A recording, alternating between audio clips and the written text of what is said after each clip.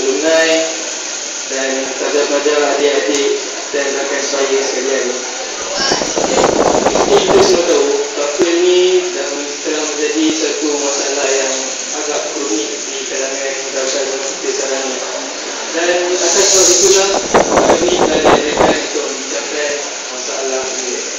Dan untuk gunakan panel pada hari ini,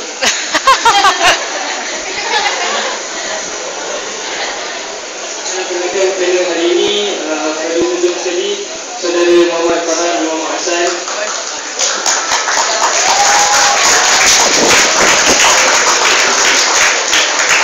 yang juga merupakan pengerusi Kelab Tafis selama 3 tahun betul-betul.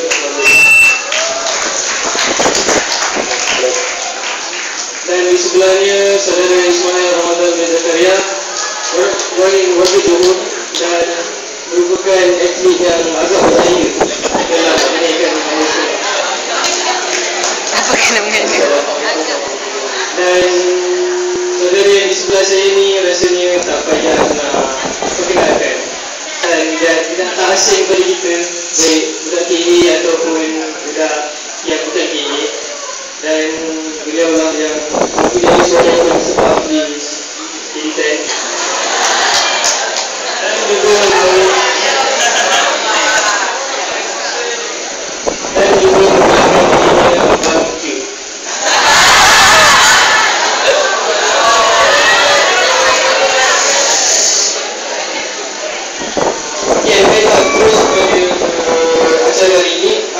dimasukkan dengan kapal dan pandangan Islam terhadap kapal. Itulah soalan dikemukakan kepada saudara Abang.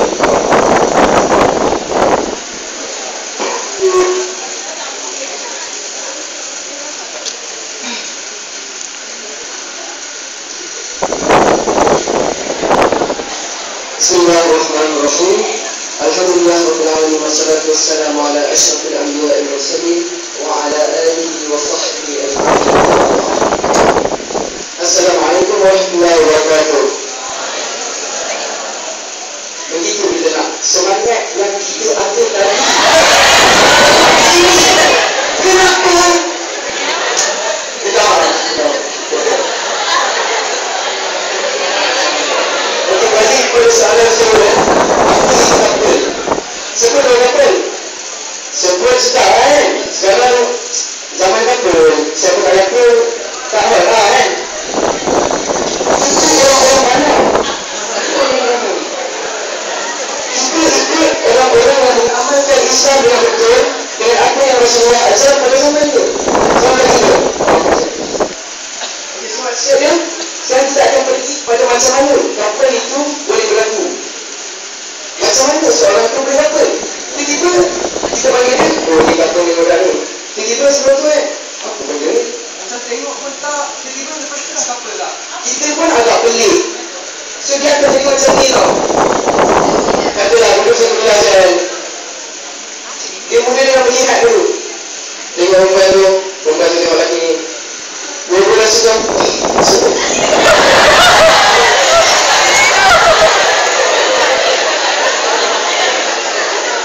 lelaki tu pula dia cakap lah, lelaki ni nasi dia pun tengok macam tu.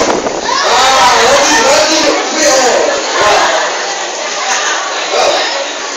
so benda ni bila kita mata dia tu setan nak masuk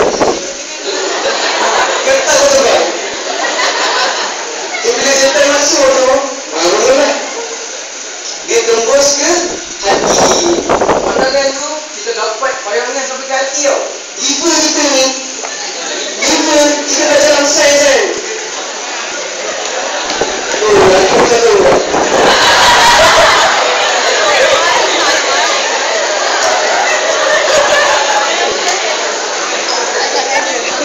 Saya masuk hati dia turun.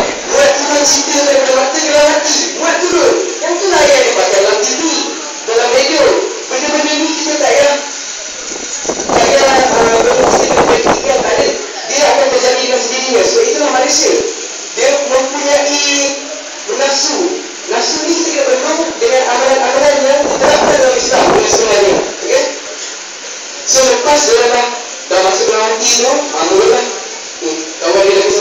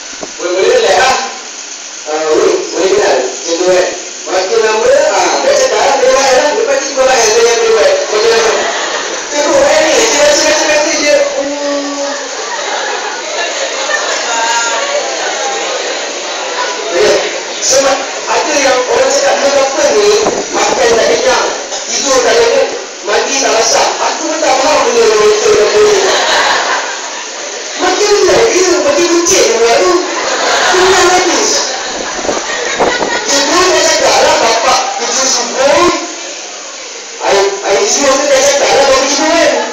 Memang susah lah tu. Bagi apa faham? Bagi kau meripik lah. Bagi tak basah. Siapa buat ni? Bagi basah je sebenarnya. Mana orang bagi tak basah kan? So ada dapat cert ni sampai dia sumpah hidup mati. Lepas tu esok tak mereka. Tapi benda-benda ni tidak pernah dikajari oleh kaum wanita yang kasih ditindas oleh kaum lelaki. Sebab apa? Sebab nafsu dia tu dia tak penuh dengan apa yang Islam ajar. Dia tak ambil precaution.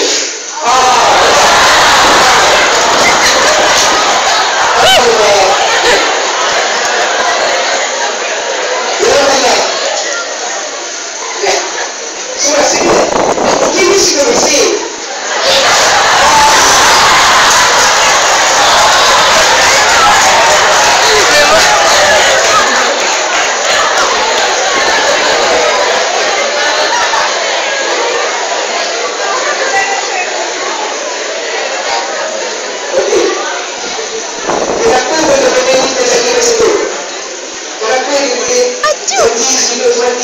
Perempuan ni tak pernah belajar. Sebab apa?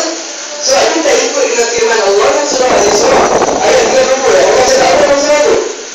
Allah cakap, dan janganlah kamu mendekati zina. Sesungguhnya zina itu adalah suatu perbuatan yang keji dan satu jalan yang buruk. Memang ramai lah dengan ayat ni kan. Siapa nak tahu ni? Ini ayat dia. Allah tak cakap jangan buat zina. Allah cakap jangan menghampiri zina. Apa zaman-zaman ni? Salah satu zaman ni adalah apa ni? Bila dia dah cakap dia ayat dia dari mana pun, walaupun ayat dia DM di rumah, tapi bila datang kat ni memang buat habis lah DM ni. Dia buat secah kan. Kalau Allah DM dia macam saya dah tak nak berapa DM ni agak seru kan. Okay, so dia kena amalkan precaution ni. Jangan menghampiri zina. Bila dia dah tahu jangan menghampiri zina, dia akan kontrol emosi dia. So perkara-perkara sebegini tak akan jadi. Tak ada sumpah hidup mati. So boleh-boleh tak akan jadi lah. Okay, so lepas tu bila couple banyak benda yang boleh jadi. Makin lama lebih couple, makin rapat orang dia lah. So bila makin rapat ni, statistik menunjukkan Jabatan Pendaftaran Negara JPN melaporkan terdapat 257,000 sijil kelahiran yang didaftarkan tanpa catatan nombor bapa sepanjang tahun 2000 hingga 2008. Mana punya bapa dia? Buat teruslah.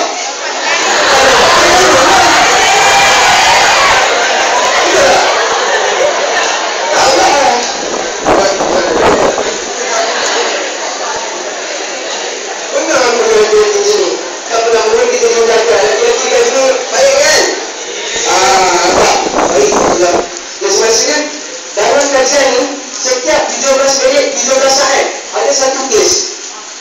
Boleh bayangkan tak? Kau duduk kat sini kan? Kita dah berapa jam balik? Nanti 4 jam lah je. So dah berapa puluh kes dah ni. Faham tak?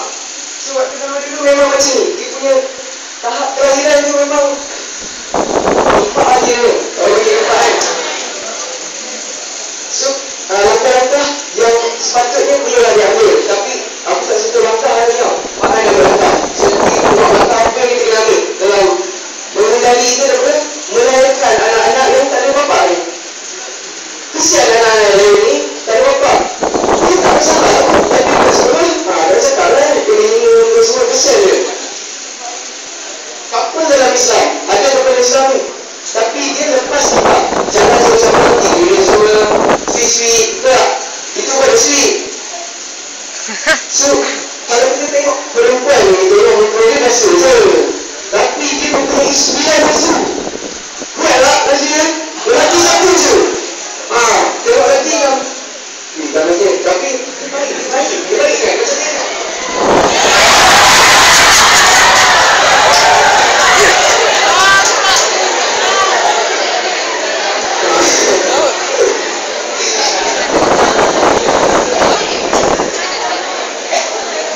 So macam perempuan ni kau tengok macam tak ada apa. Tapi pada mana dia punya hati tu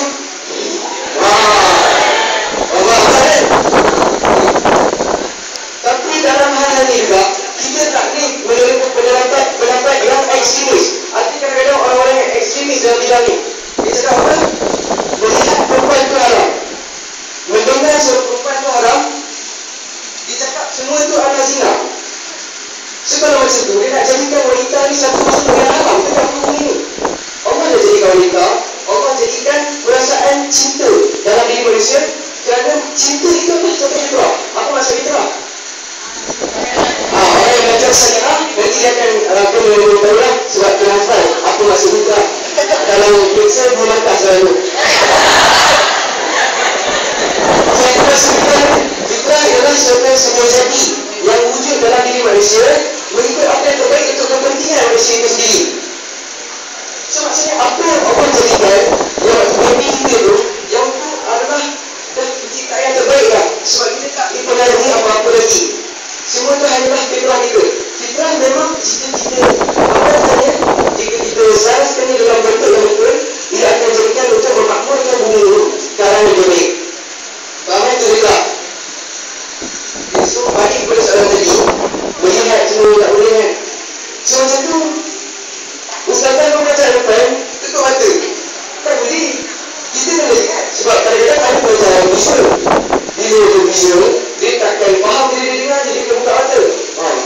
Faham tak? Melihat ni, memang dia akan boleh jadi haram, tetapi ada syarat-syarat tertentu yang menyebabkan dia menjadi haram. Contohnya, kamu berlalu muasir Ustaz. Muasir dengan cacat lepak. Biasa ada muasir. Pukul itu.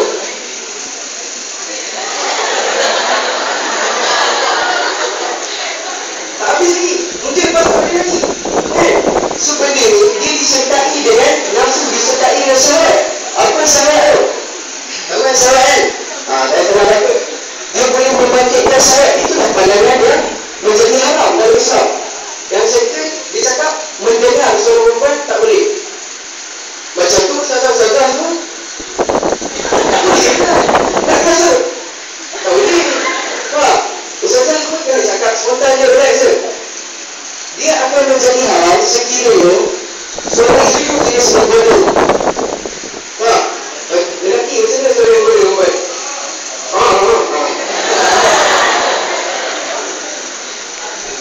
Suara contoh sini. Awak mengajar, dia mengajar. Orang tadi terbangkit orang yang sulit. Lalu akan menambah ada tertentu yang berubah kalau itu dalam rumah pilihan itu. Sebab segi ada memang betul yang haram, tetapi jika dicampuri dengan elemen-elemen tersebut. Faham kan? Sebab saya dalam kelas, jika cikgu suruh bentang, tak payahlah macam orang kat belakang tu tak dengar. Bisa serius. Bisa dah buat muka dah. Orang macam tu tak ada gerak. Dia orang macam tu. Kita je lah kena ikut cara dia. Tapi orang yang buat macam tu, tak payah. So benda ni, kata dia tengah macam, woi, kau jangan buat benda ni. Kita tengok dia je. Tak ada pun dia. So bila dia cakap, woi, janganlah buat ni. Okey. Faham tak? Yang tu baru akan jadi haram. Kita boleh ibaratkan benda ni dengan daging lembu. Daging lembu tu halal dimakan. Tetapi bila kita curi benda tu, dia akan jadi haram. Apa yang menyebabkan dia jadi haram? Curi daging. So kita kena halalkan dia balik dengan membayar duit tu kepada tuan yang punya tadi. Same goes to cinta ni. Cinta tu harus. Sebab dia memang fitrah manusia. Dia tak boleh haram.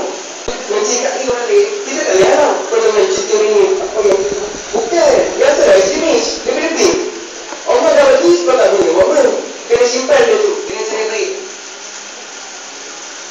So, cinta tu adalah harus. Tetapi jika kita bercinta dengan niat untuk melakukan zina lagi, dia akan jadi haram. Dengan benda-benda yang malaikat lah kita niat. Sebab Nabi cakap apa? Innamal a'malu binniyat wa innamal likulli imri'in ma nawa. Setiap amalan itu bergantung pada niat. Dan seorang itu akan dapat bergantung kepada niatnya. Faham tak? So, satu benda yang kau lakukan tu, semua bergantung pada niat kau. Niat kau sama salah. Kau solat nak tujuh orang. Memang dengan tiga orang yang macam, aku nak buat dia. Tapi dalam hati macam, awak tak buat. Macam Muaz kan? Muaz terlalu dulu.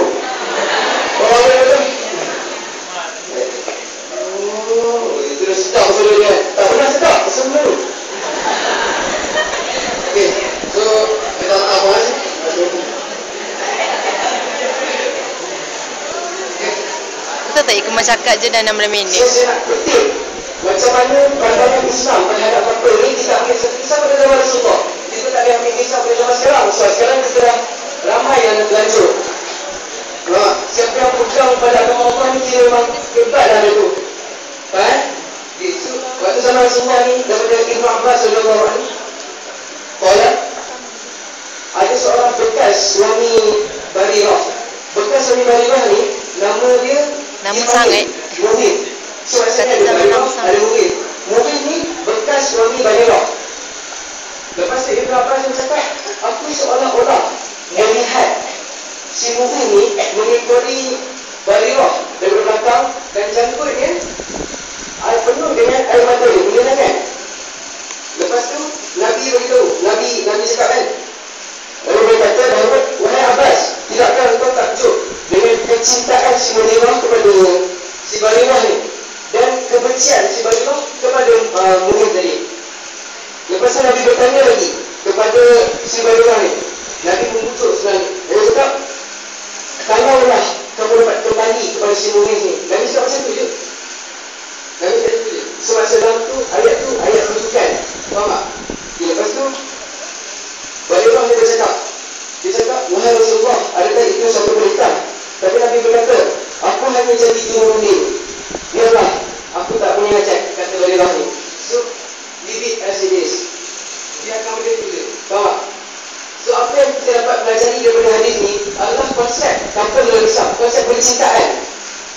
Kita dapat pelajari bahawa Nabi tak larang si Muhid ni daripada mencintai Barirah.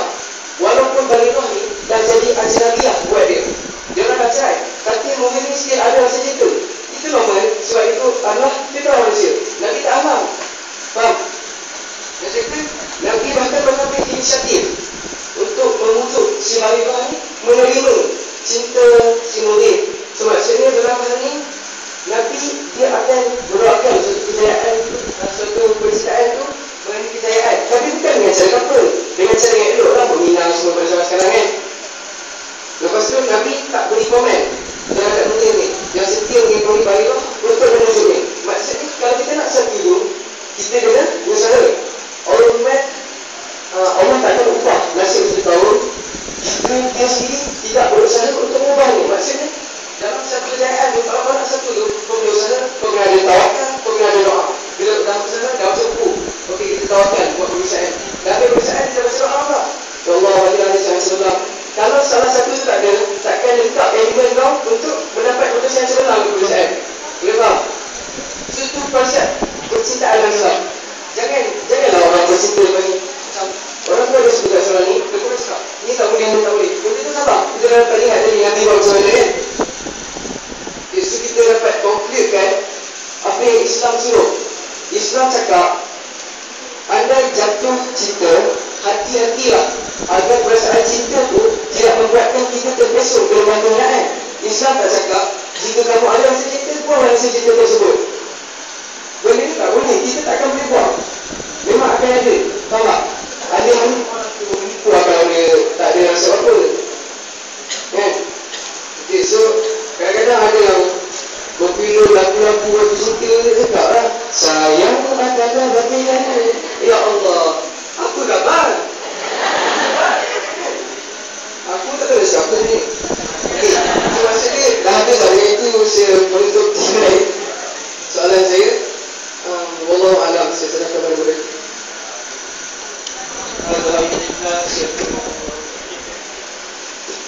Alhamdulillah, kata-kata yang sangat padat dengan informasi dan contoh-contoh yang melibatkan orang tak salah.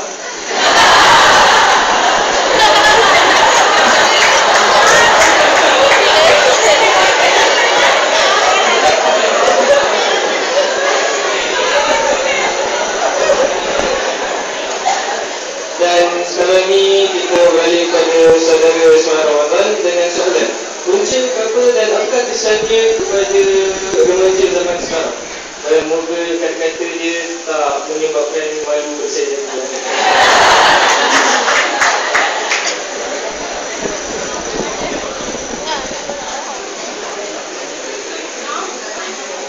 Terima kasih kepada Encik Medis. Assalamualaikum warahmatullahi wabarakatuh.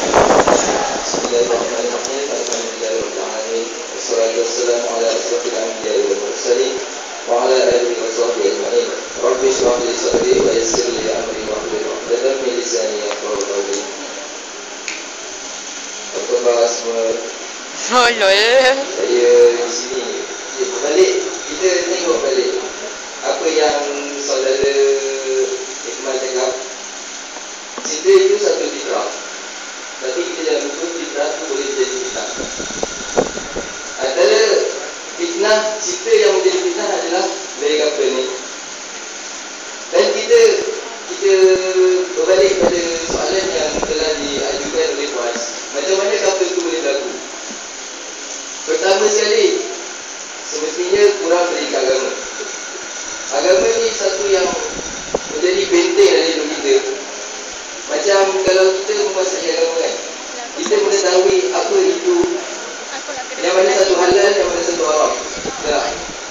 Imam Syafi'i ada dalam satu kaedah ada mesti berhukum.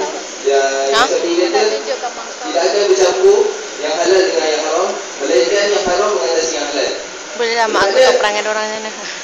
Allah dah kata wala taqrabu zina, jangan kamu hampiri zina. Allah tak kata wala ta'malu zina, jangan kamu lakukan zina.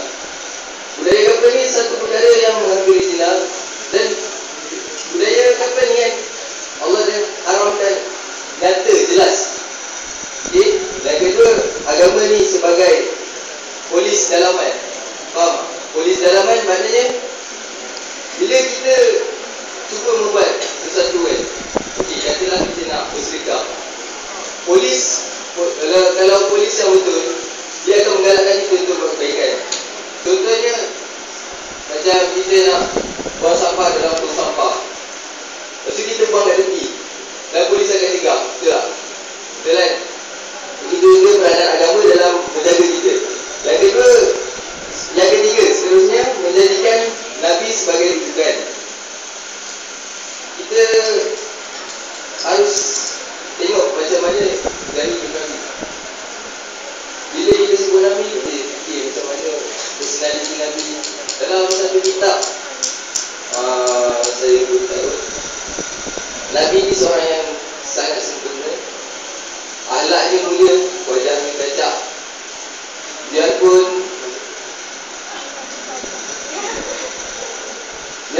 Nabi yang paling handsome, orang kata Nabi Yusuf tak?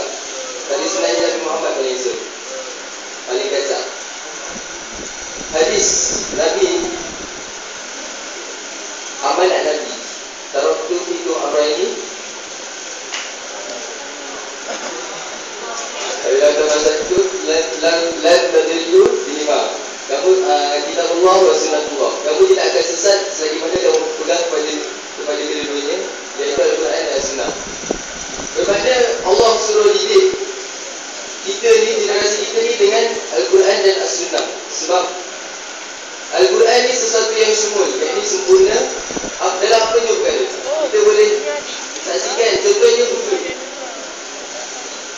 Hudud orang kata kejam, tapi sebaliknya kalau kita ambil pengajaran daripada hukum hudud tu, nescaya jenayah akan dibanteras dengan segera. Okay. Faktor yang kedua berlakunya kejadian kapal ni adalah kerana pergaulan bebas. Pergaulan bebas ni, pergaulan bebas ni ibarat, contohnya kita ambil botol celak kan. Kita keluarkan batang dia. Kita keluarkan batang dia. Kita main dekat dia punya mulut botol celak tu. Faham tak? Kan? Main, lama-lama dia jatuh. Faham tak? Faham tak?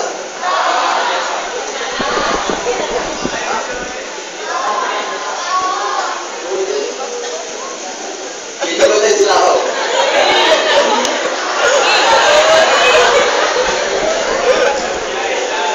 Kita main macam ni.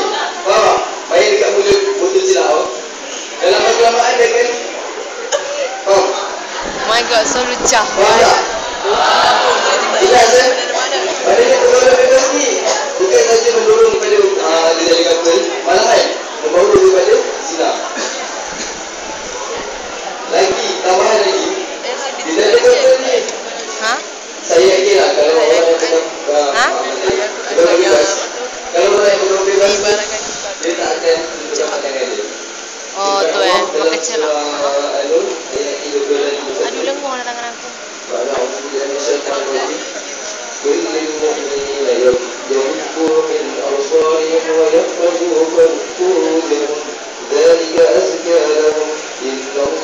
khabirun bima yasna'un. Maksudnya, katakanlah pada orang laki-laki yang beriman, hendaklah mereka menahan pandangannya dan memelihara kemaluannya, dan dia itu adalah lebih suci bagi mereka. Sesungguhnya Allah Maha mengetahui apa yang mereka berbuat.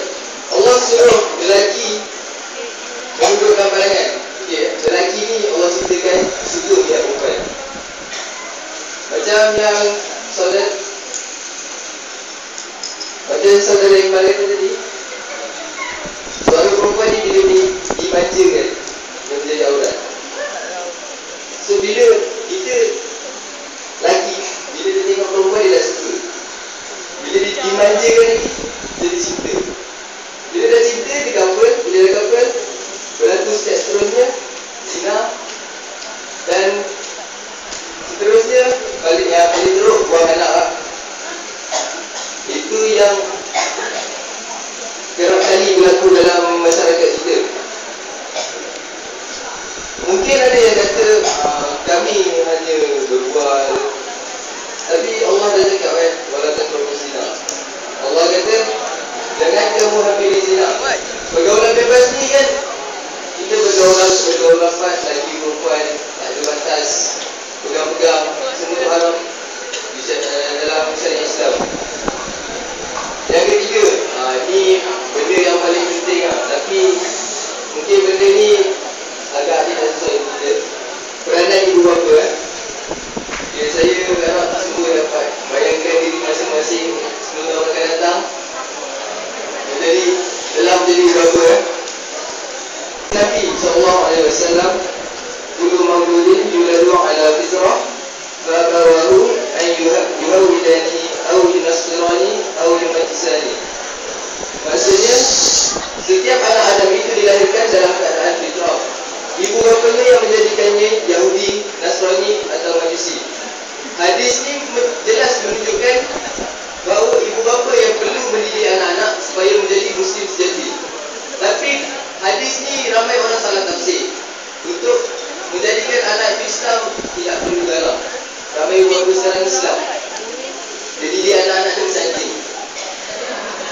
Serius. Budak kecil, kau duduk. Betul tak? Sepatutnya kita tengok macam mana Nabi ajar sahabat-sahabat.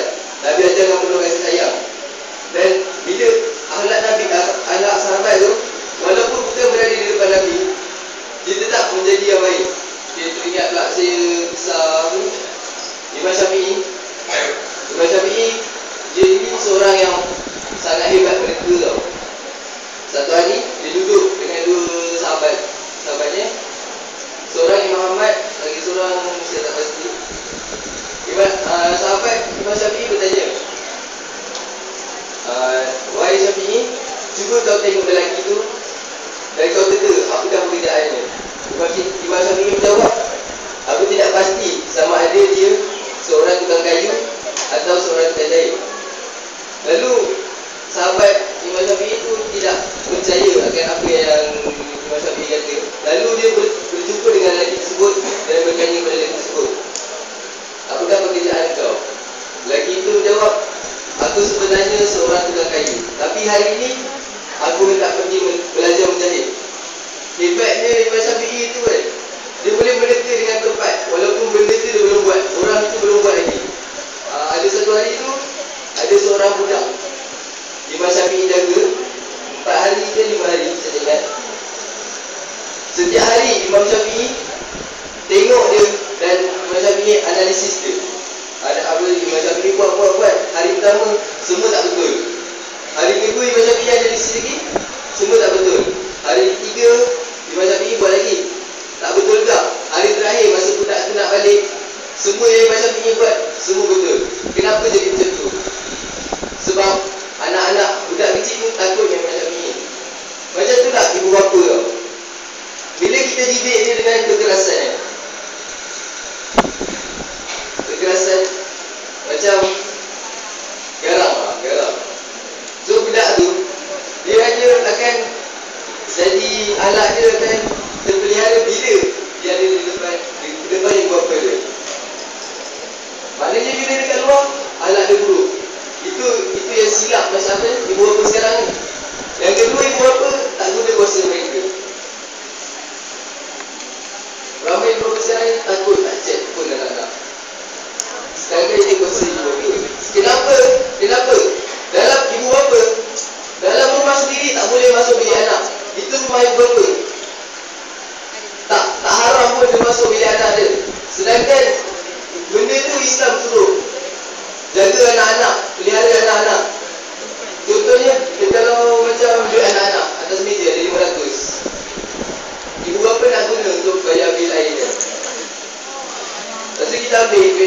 500 belai. Ambil duit tu, ibu bapa tu ambil duit tu untuk bayar bil.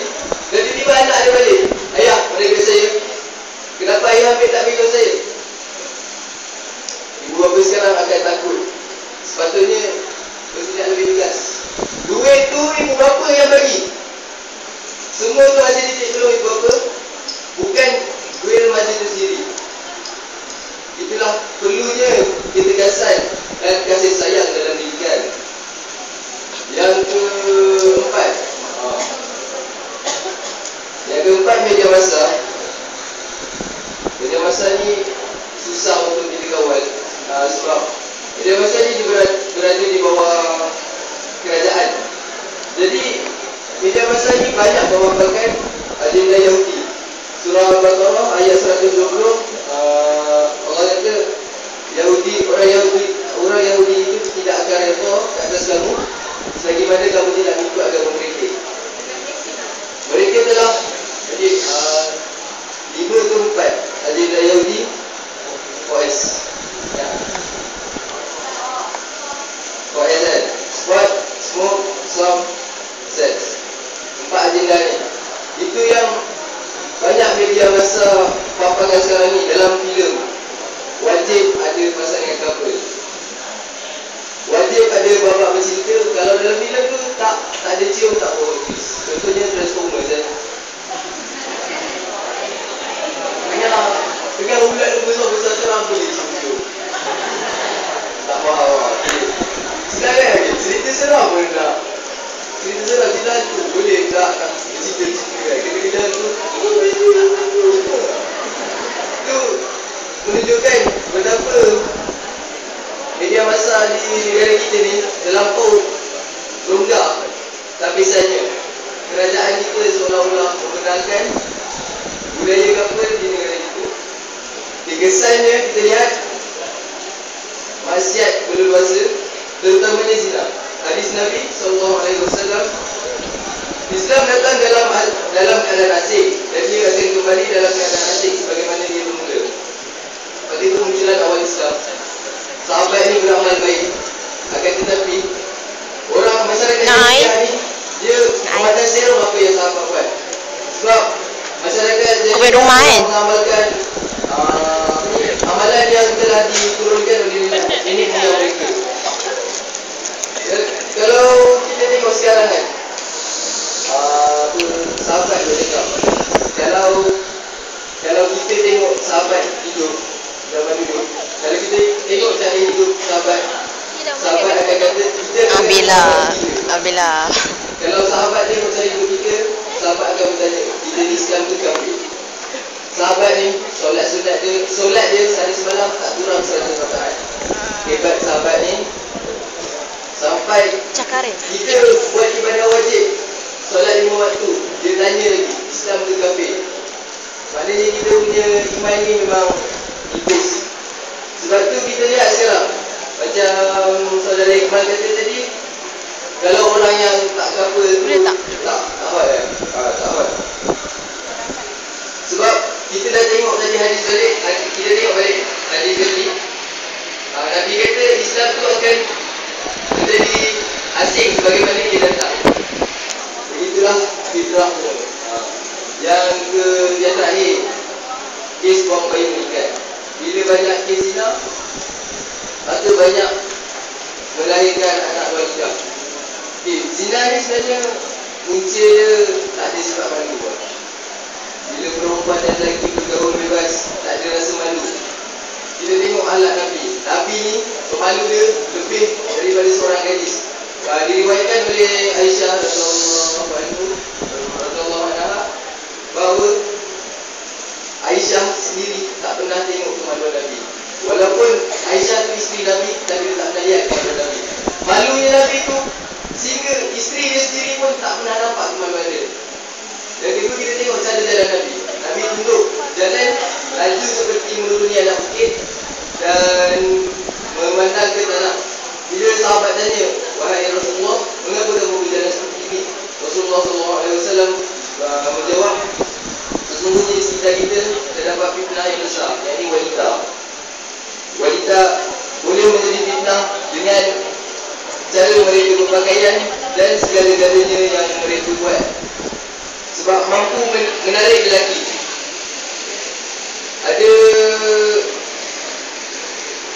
Ada satu kisah seorang ustaz yang pergi ceramah dekat PTS Islam. Dia pergi masuk dalam kelas, satu kelas tu lebih kurang ada 250 orang tu. 250 orang. Bila ditanya siapa yang tak pernah berzina, siapa yang pernah berzina, kecuali 8 orang je yang tak angkat tangan. Ini menunjukkan akhlak remaja kita sekarang semakin untung dengan budaya couple ni. Okay, terima kasih.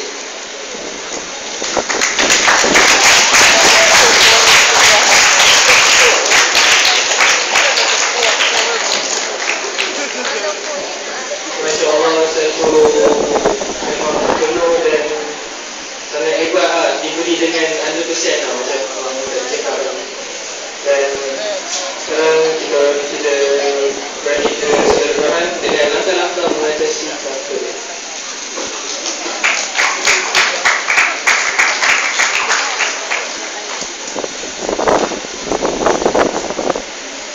Assalamualaikum warahmatullahi wabarakatuh.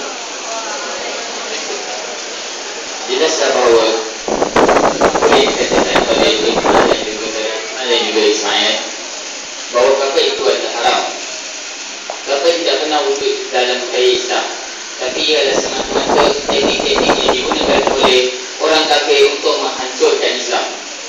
Sesungguhnya perhubungan yang istimewa antara lelaki dan perempuan perlu didasari dengan perkahwinan.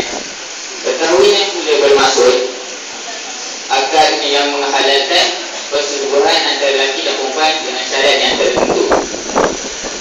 Oleh itu, berkahwin ini perlu dielakkan kerana ia akan membawa badak. Couple juga merupakan ibu kepada segala perzinahan. Ini dibuktikan dalam sabda baginda sallallahu alaihi wasallam, sesungguhnya zina kedua mata ialah memandang, zina lidah dengan perkataan, dan zina hati ialah keinginan dan syahwat. Sedang paras iaitu kemaluan saja yang menentukan benar atau tidaknya dia berbuat zina.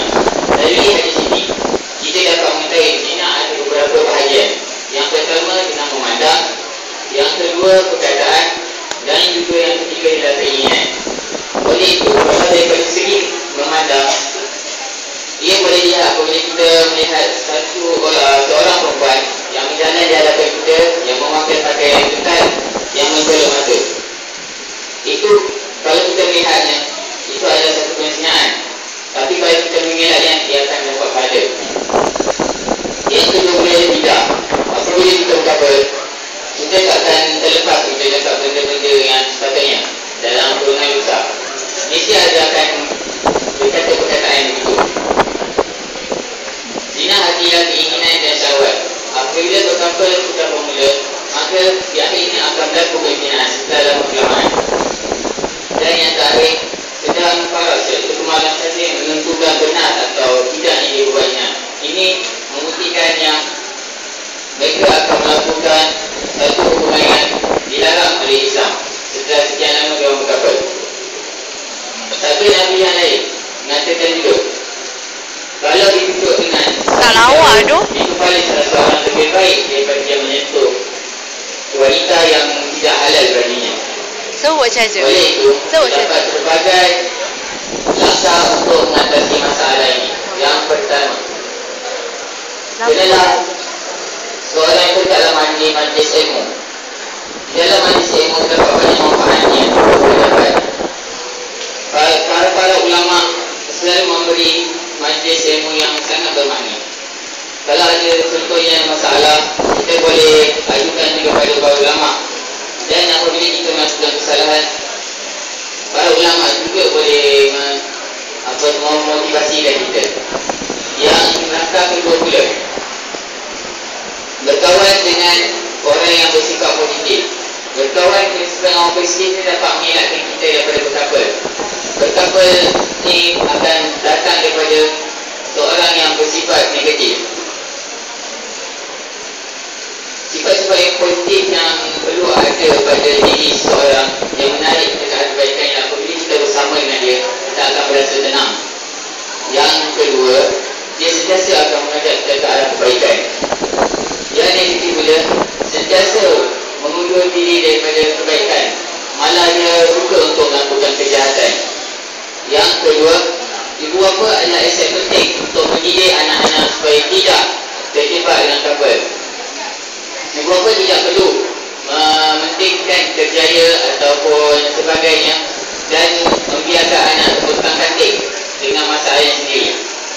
Yang kedua, yang kelima, tidak mengikut budaya barat. Budaya barat memangnya ingin menghancurkan Islam. Tidak dapat dinafikan berbagai-bagai cara yang digunakan oleh orang kafir untuk menghancurkan Islam. Mana kau jumpa kamera? Okey. Yang kelima, banyak melakukan